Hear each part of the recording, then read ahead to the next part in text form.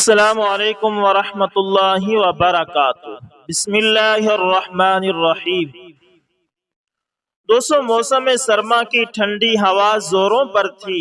مرد اور عورتیں، بچے اور بوڑھے، دکاندار اور گاہک، آجر اور مزدور اونی ملبوسات پہنے اپنے اپنے کاموں میں مصروف تھے۔ اسی دوران اپنی بلڈنگ کی چوتھی منزل پر بیٹھے بزرگ کا جی چاہا کہ وہ بھی کائنات کے فطرتی حسن کا نظارہ کرے۔ چنانچہ وہ اپنی وہیل چیئر کو شیشے کی ونڈو کے قریب لے آیا اور صاف شفاف نیلگو آسمان پر تیرنے والے سورج کی تپش سے اپنے سرد جسم کو گرمانے لگا، اور جو ہی کوئی سفید بدلی سورج کے سامنے آتی تو اس کا دل کملا جاتا، اور جب وہ پیچھے ہٹ جاتی تو اس کا دل باغ باغ ہو جاتا، اور میرے مولا تیرا لاکھ لاکھ شکر ہے کا ترانہ الاپنے لگتا۔ اسی دوران وہ برق رفتار کاروں اور سواریوں سے بھری ہوئی بسوں اور پر رونق دکانوں کی طرف دیکھنے لگا۔ ابھی وہ اس خوشنما منظر کا نظارہ کر ہی رہا تھا کہ اچانک اس کی نگاہ سامنے والی بلڈنگ کی چھٹی منزل کے بیرونی حصے پر پڑی، جہاں ایک مزدور اسے زمین و آسمان کے درمیان لٹکتا ہوا یوں نظر آیا کہ وہ زمین پر اوندا گرنے والا ہے۔ اس نے دیکھا کہ اس بیچارے نے حلال لقمے سے پیٹ کی آگ بجھانے کے لیے کمن سے اپنی کمر باندھی ہوئی ہے، اور اس کے ذریعے 8ویں منزل سے لٹک کر چھٹی منزل کے بیرونی حصے کی رگڑائی کر رہا ہے، اور خون منجمد کر دینے والی شدید ٹھنڈی ہوا اس کے جسم سے آر پار ہو رہی ہے۔ اسے ایک ہاتھ سے کمن پکڑے اور دوسرے ہاتھ سے رگڑائی کرتے دیکھ کر اس بوڑھے بزرگ کا دل دہل گیا کہ خدا نہ خواستہ اگر کمن ٹوٹ گئی یا سردی کی وجہ سے اس کا ہاتھ چھوٹ گیا تو یہ مسکین اوندا گر پڑے گا اور اس کا منکا ٹوٹ جائے گا۔ لہذا اس بزرگ نے اللہ سے دعا مانگنی شروع کی کہ وہ اسے خیر و عافیت سے منزل مقصود تک پہنچنے کی توفیق عطا فرمائے۔ مسکین مزدور کمن کو دونوں ہاتھوں سے تھامتا ہوا ہانپتا کانپتا آہستہ آہستہ 8ویں منزل کی طرف چڑھنے لگا۔ اس دوران اس کے ہاتھ سرخ اور سرد ہو رہے تھے اور بدن کانپ رہا تھا۔ اگر رحمت خداوندی اس کا ساتھ نہ دیتی تو اس کے ہاتھ سے کمن چھوٹ یا ٹوٹ جاتی تو اور اس کا زمین و آسمان کے درمیان لٹکتا ہوا بدن دھڑام سے زمین پر گر پڑنا تھا۔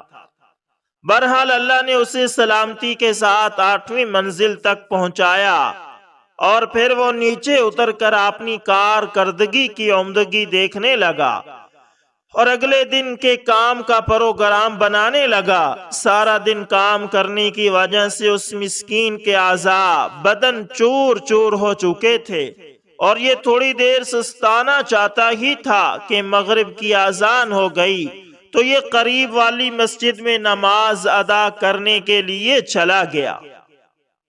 ادھر بوڑھے بزرگ نے بھی نماز مغرب کی تیاری شروع کر دی۔ اس سلسلے میں اس کی نوجوان پوتی نے اس کی مدد کی۔ اس نے اسے وضو کرایا اور اس کی وہیل چیئر کو قبلہ رخ کر دیا۔ بوڑھے بزرگ نے اپنی ناتوانی اور کمزوری کی وجہ سے کرسی پر ہی اپنے کمرے میں نماز ادا کی، اور دوبارہ اپنی وہیل چیئر کو شیشے کی ونڈو کے سامنے کر کے بیٹھ گیا اور مسکین مزدور کی راہ تکنے لگا۔ اسے اس بات سے بڑی خوشی ہو رہی تھی کہ نوجوان مسکین نے اپنی تھکاوٹ کو بالائے طاق رکھ کر اللہ کا حق بھی ادا کیا اور اپنے آجر کی خیر خواہی میں بھی کوئی کسر نہ چھوڑی۔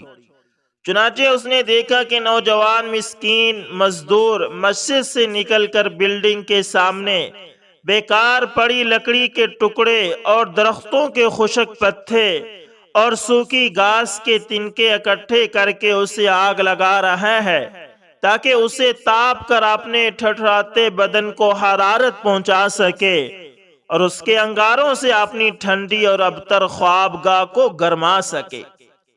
ابھی وہ بیچارہ آگ سینکنے بیٹھا ہی تھا کہ اس کے سامنے ایک لمبی کار آ کھڑی ہوئی اور اس سے ایک ڈھول نما پیٹ اور گنجے سر والا ساہوکار بہر نکلا، اور اس نے حقارت کے ساتھ اس مسکین مزدور کو دیکھا اور بولا، آجل، تو کتنی دیر سے آگ تاپ رہا ہے؟ مجھے یقین ہے کہ تو سارا دن آگ ہی تاپتا رہا اور ذرہ برابر کام نہیں کیا۔ مزدور نے جواب دیا، نہیں جناب، اگر آپ دن کو چکر لگا لیتے اور مجھے کام کرتے دیکھ لیتے تو آپ کو یقین آ جاتا کہ میں نے بہت سا کام کیا۔ مالک، تم میرے ساتھ بحث کرتے ہو اور مجھے بے وقوف بناتے ہو۔ مزدور نے جواب دیا، نہیں جناب، میں سچ اور حق بات کہتا ہوں اور سوائے اللہ کے کسی سے نہیں ڈرتا۔ مالک نے غصے سے چنگاڑتے ہوئے کہا، آج سے تو کام سے فارغ ہے، آئندہ یہاں کام کرنے نہ آنا، یہاں سے چلا جا اور کسی دوسرے کو بے وقوف بنا۔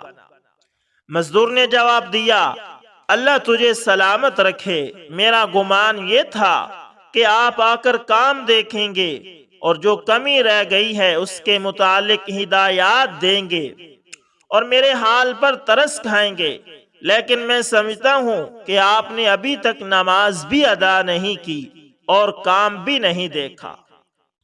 مالک چنگاڑتے ہوئے کہتا ہے کہ نکل جا یہاں سے، میں دیکھوں گا کہ تجھے میرے علاوہ اور کون مزدوری دے گا، ابھی کے ابھی یہاں سے نکل۔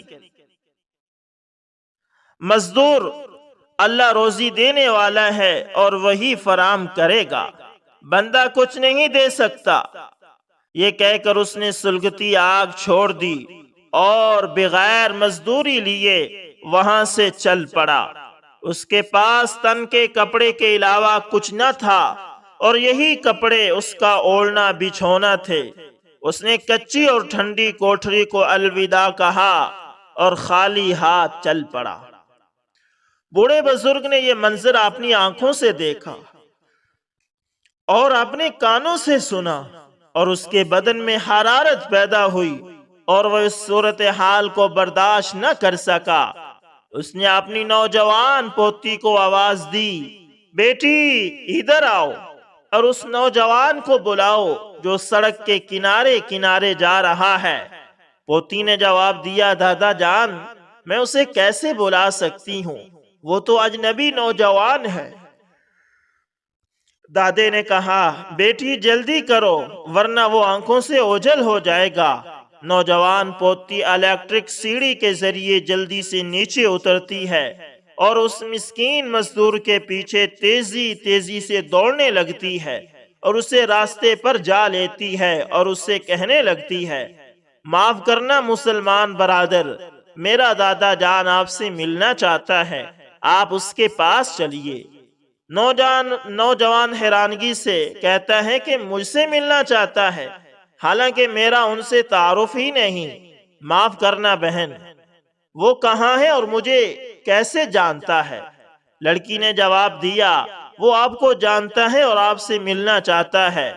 نوجوان نے انتہائی شرمندگی کے ساتھ اس لڑکی کے آگے چلنا شروع کر دیا۔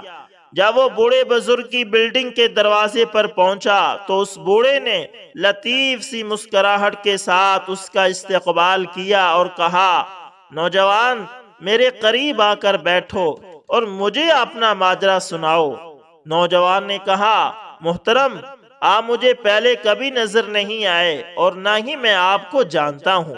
بزرگ نے کہا، میں تو آپ کو اسی دن سے جانتا ہوں جس دن سے آپ نے اس نئی بلڈنگ میں کام کرنا شروع کیا تھا۔ نوجوان نے کہا کہ چند منٹ پہلے جو کچھ یہاں ہوا، کیا آپ کو اس کا علم ہے؟ بزرگ نے کہا، ہاں، اور اسی لیے تو میں نے آپ کو بلا بھیجا۔ نوجوان نے سر نیچے جھکا لیا اور اس کی آنکھوں سے آنسو بہنے لگے اور وہ یوں گویا ہوا، اے محترم بزرگ، میری سمجھ میں نہیں آ رہا کہ میں آپ کو کیا بتاؤں۔ میں حلال روزی کی تلاش کرنے کی غرض سے اسلامی عربی ملک چھوڑ کر یہاں آیا ہوں۔ بیمار والد اور بوڑھی والدہ اور بہنوں کا میں واحد کفیل ہوں۔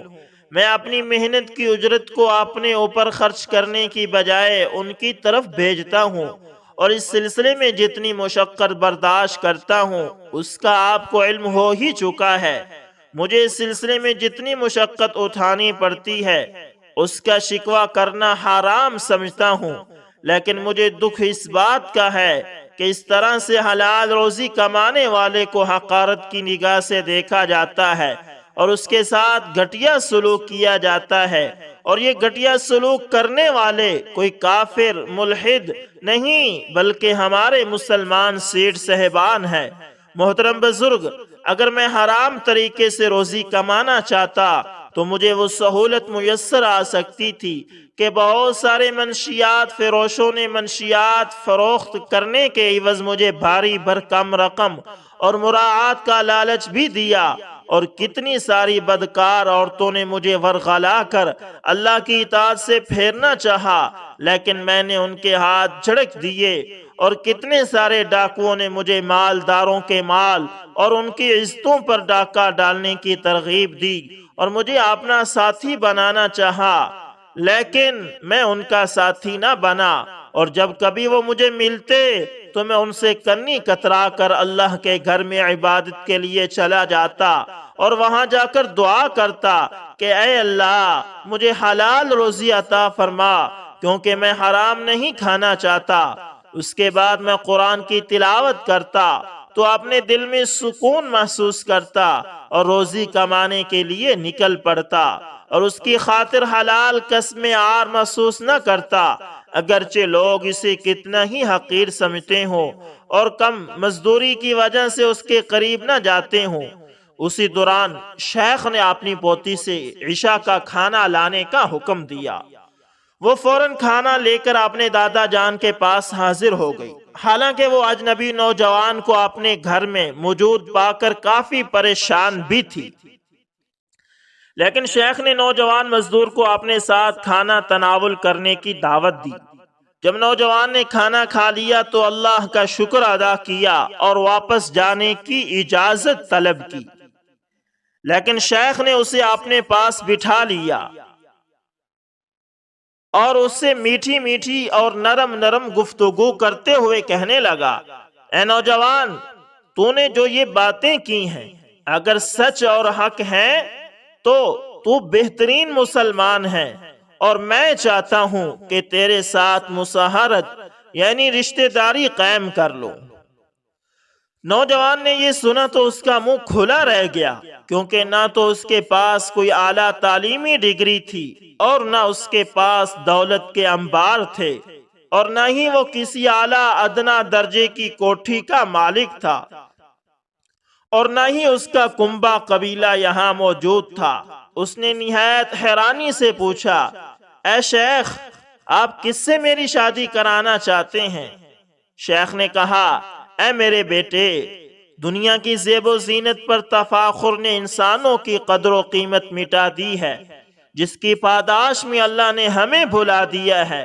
اے میرے بیٹے، میں تیری شادی اپنی پوتی سے کرنا چاہتا ہوں تاکہ وہ اس دنیا میں تیری تنہائی اور وحشت میں تیری معاون ہو۔ نوجوان اس کو یوں سن رہا تھا کہ گویا وہ خواب دیکھ رہا ہو۔ اس نے اپنی آنکھوں پر اچھی طرح ہاتھ پھیرا اور اسے حقیقت سمجھتے ہوئے بولا، یہ کیسے اور کہاں اور کب ہوگا؟ شیخ نے کہا، انشاءاللہ صبح ہم رجسٹرار کو بلا کر عقد رجسٹر کروا لیں گے، آپ یہیں رات بسر کریں، لیکن عقد سے پہلے لڑکی سے اس کی موافقت بھی ضروری ہے۔ اس کے بعد شیخ نے اپنی پوتی کو بلایا اور پوچھا، بیٹی، اس نوجوان سے شادی کے متعلق تیری کیا رائے ہے؟ اس نے حیا سے نگاہیں زمین پر گاڑ دی اور خاموشی سے رضامندی کا اظہار کر دیا، اور یوں اللہ تعالیٰ نے اس نوجوان کو صبر اور حلال کمانے کی وجہ سے ایک حلال رشتہ عطا کیا۔ تو دوستو، یہ کہانی سنانے کا مقصد یہی ہے کہ ہم بھی حرام سے بچیں۔ تو جب آدمی حرام سے بچتا ہے تو پھر اللہ یرزقہ من حیث لا یحتسب، کہ اللہ انسان کو وہاں سے دیتا ہے جس کا اسے وہم و گمان بھی نہیں ہوتا۔ اس لیے دوستو، تقوی اختیار کریں، گناہوں سے بچیں، اپنے آپ کو حلال کا عادی بنائیں، حرام سے بچیں، کیونکہ جس پیٹ کے اندر ایک بھی لقمہ حرام کا چلا گیا تو اس کے لیے جہنم کی آگ ہے۔ اس لیے اپنے آپ کو مشکوک کھانوں سے، مشکوک قسم کی چیزوں سے بچایا کریں اور دعا کیا کریں، اے اللہ ہمیں حلال رزق دے اور اس میں برکت دے۔ ہمیشہ اللہ سے برکت کی دعا مانگا کریں۔ اور دوستو، اس کہانی کے اندر ایک اور چیز بھی سیکھنے کو ملتی ہے، وہ کیا کہ اپنے مزدوروں کے ساتھ اچھا سلوک کیا کریں، اپنے متحدوں کے ساتھ اچھا سلوک کیا کریں۔ اگر آپ ان کے ساتھ اچھائی کا معاملہ کریں گے تو زمین پر وہ خوش ہوں گے اور آسمان پر اللہ تعالیٰ خوش ہوگا۔ دوستو، امید کرتا ہوں آپ کو ویڈیو اچھی لگی ہوگی۔ دوستو، اگر یہ ویڈیو آپ کو پسند آئے تو لائک، شیئر اور کمنٹ لازمی کریں، اور اگر آپ ہمارے چینل AS انفارمیشن پر نئے آئے ہیں تو دوستو اس کو بھی لازمی سبسکرائب کریں اور ساتھ میں بیل کے نشان کو دبانا نہ بھولیے گا، تاکہ دوستو ہر نئی ویڈیو کا نوٹیفیکیشن آپ تک پہنچتا رہے۔ ملتے ہیں کسی نیکسٹ اچھی سی ویڈیو کے اندر، تب تک کے لیے اللہ حافظ۔